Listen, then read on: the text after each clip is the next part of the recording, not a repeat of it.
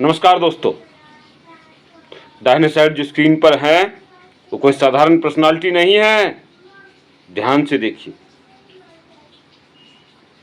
आदिश अग्रवाल जी हैं, supreme court bar association के x chairman हैं। बहुत थोड़े से अंतर से इस बार चुनाव हारे हैं। आदिश जी का बहुत अपर लेवल तक पहुंच है और मेरा सौभाग्य है कि इनसे दर्जनों बार मिल चुका हूं और छोटे भाई जैसा प्यार देते हैं और मेरे सवालों का जवाब ज्यादातर टाल देते हैं, पॉलिटिकल जवाब। लेकिन आज मैंने बहुत रिक्वेस्ट किया कि कानूनी दायरे के तहत ही जो आपसे बन सके जरूर बोलिए सर। योगी आदित्यनाथ जी ने जो आदेश दिया है कि भैया अब खुले में नमाज, चाहे बकरीद हो कि चाहे जो हो, नहीं होगी। खुले में जानवरों को एक खास तरह से, बेहद दर्दनाक तरह से नहीं मारा जाएगा। वो जानवर जिसकी पूजा करते हैं इस देश की बहुसंख्यक, दिल में सबके बहुत कुछ है, लेकिन मसला सुप्रीम कोर्ट भी चला जाए, कभी भी चला गया, चला जा सकता है, चला गया होगा, इसके बारे में मैं बोलना नहीं चाहता हूं। तो बड़े बड़े नेता भी फूंक फूंक के बोलते हैं। क्या इस देश में सच में हिंदुत्व का उबाल है? और बहुत पावरफुल पदों पर बैठे हुए लोग भी, जिनसे की आशा होती है, मैं नाम नहीं लेना चाहता हूं उस विभाग का, वो उनके दिल में भी हिंदुत्व जाग गया है। ये सब आपको डिसाइड करना है। आइए देखते हैं बेहतरीन बातचीत का हिस्सा। नमस्कार दोस्तों, मेरे सामने आदिश सर हैं, आदिश अग्रवाल, और सुप्रीम कोर्ट बार एसोसिएशन के एक्स प्रेसिडेंट हैं। सर से हम जानने की कोशिश करेंगे कि अभी जो ताज़ा मुद्दा चल रहा है योगी आदित्यनाथ से रिलेटेड, उनका क्या कहना है। सर सबसे पहले नमस्कार, आज का जो कार्यक्रम है उसके बारे में बताएं।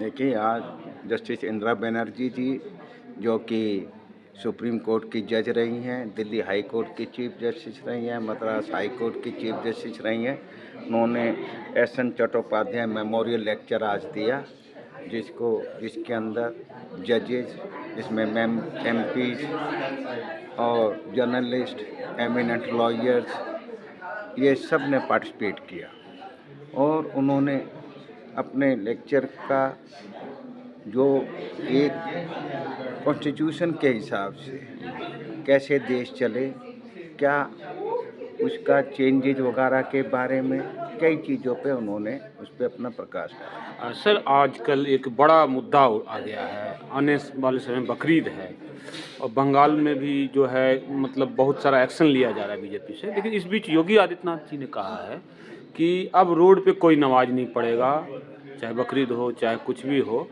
तो इस लोग मतलब इसको ले रहे हैं कि अब बकरीद में कैसे नहीं पढ़ेंगे रोड पे नमाज।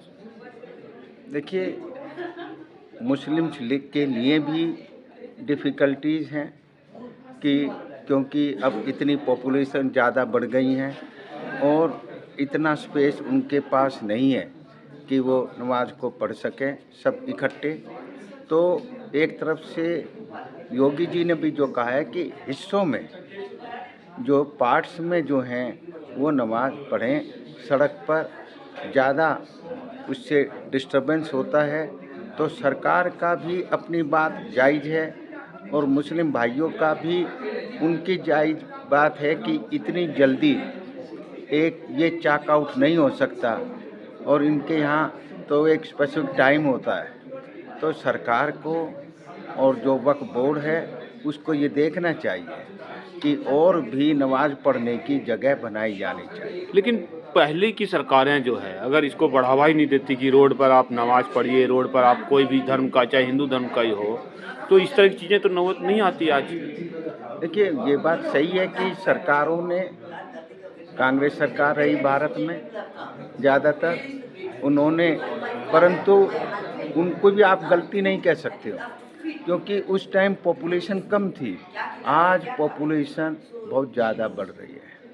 तो जितनी पॉपुलेशन बढ़ेगी, पहले सड़कें खाली रहती थी, स्कूलों की इतनी डिमांड नहीं थी, आज हर चीज़ की डिमांड ज़्यादा है। तो मेरा ये मानना है, सरकार भी योगी जी ने भी अपनी तरफ से, सरकार के मुखिया होने के नाते, कि किसी को और धर्म के आदमियों को कोई डिस्टर्बेंस नहीं हो, उन्होंने उस चीज़ का ख्याल देख करा है। और जो मुस्लिम भाइयों की भी डिफ़िकल्टी ये है कि एक स्पेसिफिक टाइम होता है नमाज़ पढ़ने का, उसमें इतना डिफरेंट टाइम में अलग सेकंड शिफ्ट, थर्ड शिफ्ट होने में डिफ़िकल्टी। बहुत बहुत